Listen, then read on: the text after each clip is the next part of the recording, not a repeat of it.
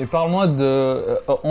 excuse-moi, on en a parlé plusieurs fois, mais j'aimerais quand même que tu reparles de l'anecdote de votre rencontre. Tu me disais qu'il était vraiment bourré, il avait une mauvaise haleine et il était venu te parler dans l'oreille. J'ai dit ça, moi? Ouais, tu as dit un truc du genre. Ok. L'haleine d'alcool. Ouais. C'était 2012. Okay. L'année où tout se passait. C'était en mai 2012, j'avais fait la première partie de Slum Village. Et moi, shout out à comment il s'appelle? Chris de Larama. Chris Guilty. Qui m'avait... Allez acheter des disques à Larama, supporter vos commerces. C'est la rue Bernard, je confonds toujours Bernard, Saint-Viateur. En tout cas, c'est dans le Myland. Et donc, moi, je venais d'une école de pensée où est-ce que s'il y en a un qui a une opportunité, il doit amener tous ses gars avec lui. Et donc, j'ai dit, est-ce qu'on peut faire ça avec Alaise, le nouveau groupe de l'année? Le collectif. Ouais. Il y avait tous les gars là-dedans, puis on s'est mis à... On était 15, 20 sur scène, parce que tu avais les artistes, mais tu avais aussi les amis, puis tu avais à un moment donné les amis des amis. Donc, on était au Belmont, on était 30 à peu près. Ah, ça, c'est bien. Et après notre première partie, c'est là que j'ai rencontré Walla. Mais en fait, je me souvenais pas de lui.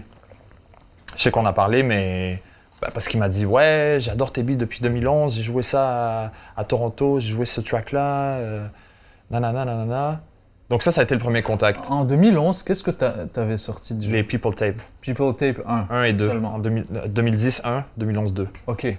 Oh, ok. Et 2020, le 3. Putain, t'as attendu 9 ans. 10 ans, parce que le premier c'était janvier 2010. Ouais. Et plus tard, je le rencontre quelques mois plus tard, en fait, en 2013, par un coup de téléphone, en fait. Et comment ça s'est passé, c'est qu'en revenant de LA, quand j'étais parti à LA, il y avait aussi Vincent Cloutier, qui à l'époque avait une émission à l'université Sherbrooke. Une des raisons de notre voyage aussi, c'est qu'on a fait ensemble, le groupe, une émission de Soulection numéro 77, que tu peux écouter encore sur leur Mixcloud. Le mec, il est béni, je sais pas. Mais après, il n'y a pas de crédit à avoir, on était un groupe et chacun... Ouais, mais c'est...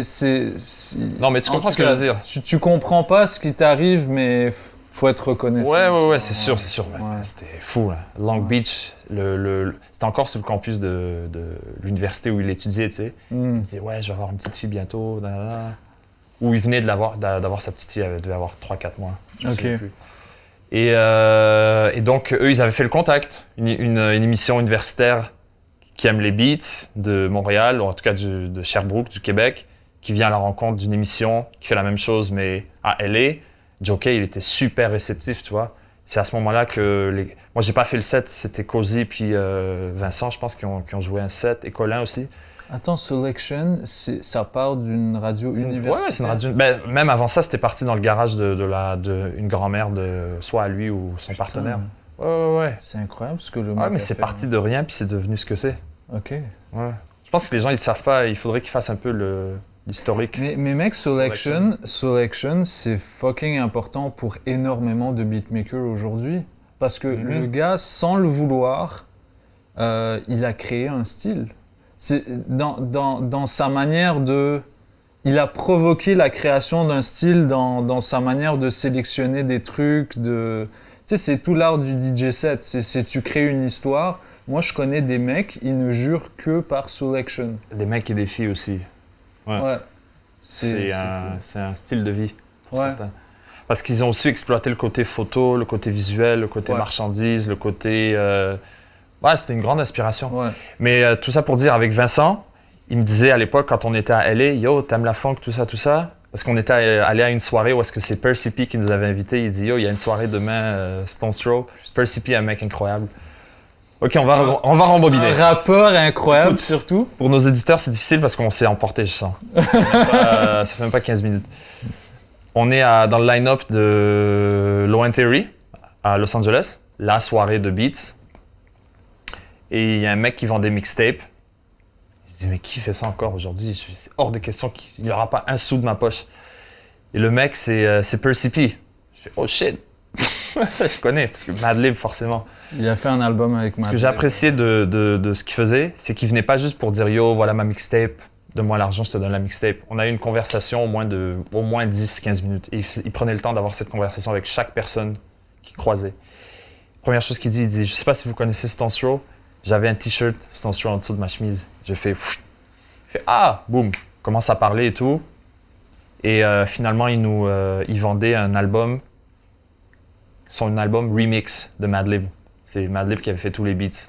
Et je me souviens que j'ai pris une copie. Je sais qu'Aïcha, je pense qu'elle avait même pris une deuxième pour l'offrir à Ketra, parce que c'est un gros fan de Madlib, Ketchanada. Et il dit, ah ouais, venez de Montréal, tout ça, tout ça. Il dit, demain, il y a une soirée, demain, jeudi soir, à tel endroit. Prends l'adresse, on y va, c'est un peu mystérieux, il fallait rentrer par la porte de derrière, tu sais. Et quand je rentre, il y a Percy P qui me dit, what's up, il est entouré de 6 femmes, avec ses potes et tout, ça chill. Et ça joue de la grosse funk, que j'ai aucune idée si c'est des années 80 ou si c'est le futur. Parce qu'il y avait Dame Funk à l'époque, qui avait un peu déjà mis les sons modern funk. Et j'ai dit, waouh, il faut une soirée comme ça.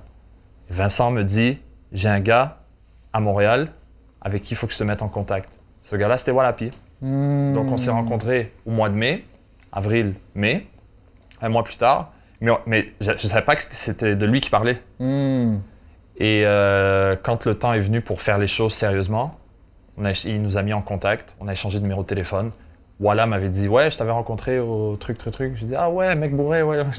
Pas bourré, mais tu connais Walla, tu sais, quand il s'est passionné, donc s'il va te dire un truc, il va pas le dire des lèvres puis partir, tu sais, il va le dire avec passion. Assez pour que tu t'en rappelles et que ça te marque l'esprit. Hein? Mais à chaque fois que je croise ce gars, je me dis, tu sais, c'est tout le temps à la radio, après son émission, je lui parle, je me dis, ouais, je lui parlais 5 minutes. Non, 40. Puis là, il se met à me parler de, yo, l'autre fois, Excel Middleton m'a parlé, puis comme, il a dit ça.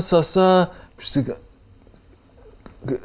genre, il me parle de tous les mecs avec qui il parle, il talk shit sur cet artiste. Yo, c'est trop drôle. On se tape des barres, mec. On se tape des barres. La déconnade. Et c'est un mec qui, malgré tout, est extrêmement hip-hop dans sa manière, dans ses codes. Totalement. Dans ses codes par rapport au DJing, par rapport à sa manière d'aborder les artistes, de mettre en avant leur musique. C'est hip-hop de A à Z, mais c'est moins ça qui joue. En tout cas pas Voyage Fantastique. Ben, c'est sûr, mais je te jure qu'à la maison, le rap, ça y passe. Surtout là, il a acheté une boombox, il apparaît pas une boombox, mais une espèce de radio. Il ressort toutes ses vieilles cassettes dans des boîtes à chaussures. Ah, ça c'est la mixtape de Scott C, il m'avait donné ça. Ça c'est Manzo. Ça c'est Pro V qui avait fait ça. C'est cool, man. Ouais. Franchement, là. Ouais. Puis